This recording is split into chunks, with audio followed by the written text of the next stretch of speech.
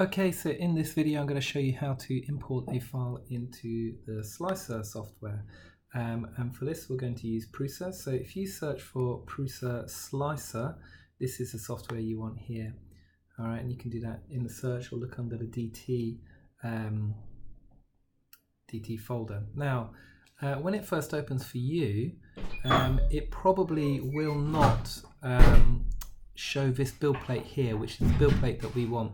And you need to, it will probably show this, I'm going to bring it up, it will probably show this original configuration window like this.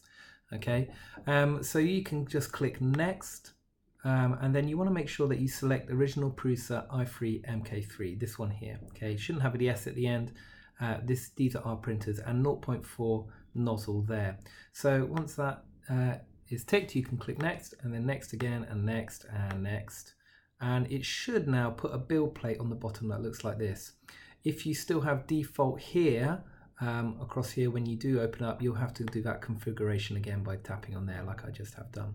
Now once you have this correct like this, we need to get our STL file that we created in Inventor and exported from Inventor and put it onto this build plate. So you should go to File, Import STL there.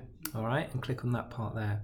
I'm going to navigate to mine, which is test 1 I've got here, and then I'm going to open that up, and that has just put that STL down there. It's just a simple block just for the purpose of this video. Now the different different boxes along here, we need to arrange this so that it prints in the best way for us, and usually the kind of nice flat bottom would be better, so a slightly bigger bottom for us here. So I'm going to make sure that's highlighted by clicking on it, and then come over and click on this place on face, and that highlights all the faces that it can see, and you can kind of left click and turn your build plate around, and then you can select one of these faces and it will drop that face onto the build plate. That for this scenario is the best way of putting that on there.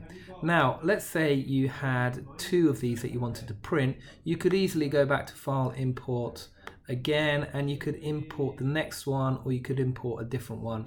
I'm just going to bring this one in again so you can see it. It's placed it right in the middle there.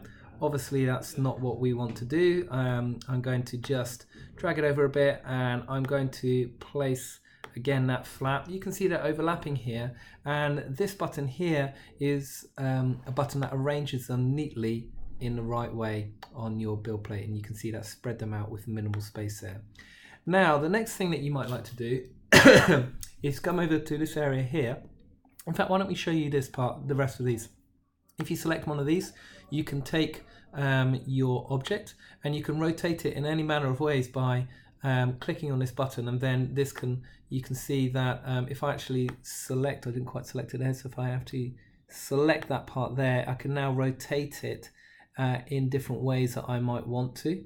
Alright, you can now see that because I've done that, it's kind of got an overhang here now on the build plate. It automatically puts it on the bottom, or you might take this one here and rotate it this way. That doesn't actually help us out in this scenario, but that's what that button does. So I'm just going to place that back flat by clicking on it, clicking on this button and placing it back flat. Another thing that you can do is you can scale some of these models by hitting the scale button here and selecting one of these, and you can lengthen it or change any one of these scales. All right, you can see that's affected this scale factor over here, so you could just put that back to normal. When you do 1 on this side, it does all of them. You might take them down to 50% by putting in 50 like that and clicking off of there, and it should put them all to 50, and you can see it's now 50% smaller. I rarely use this feature because everything I build in Inventor is generally done to the correct size, and so I've just put that back as it should be. Because I've been moving that around, I'm just going to arrange that again. It's just placed them back neatly like that, and you can see this one's slightly off, but that's okay for how we're going to print.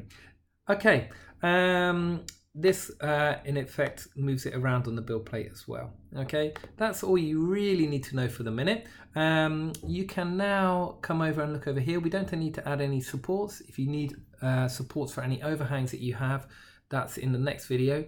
Our info is set at 15%, which is fine. That's everything inside the material, and then you can you can potentially not change this one, but this one at the top here, the quality, depending whether you just want something quickly printed to have a look at the rough shape of it.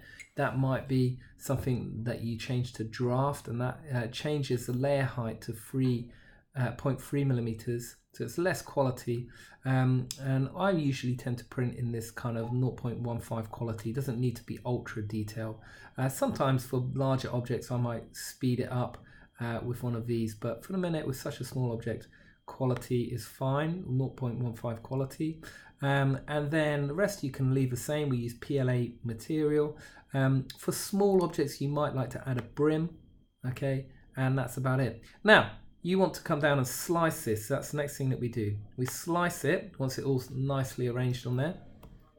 In fact, they're quite far apart now, so if I did want to go back, I've now come to the slicer part here, but if you click back on this part here and you want to arrange that, it might just put them closer again, and then you can slice, okay?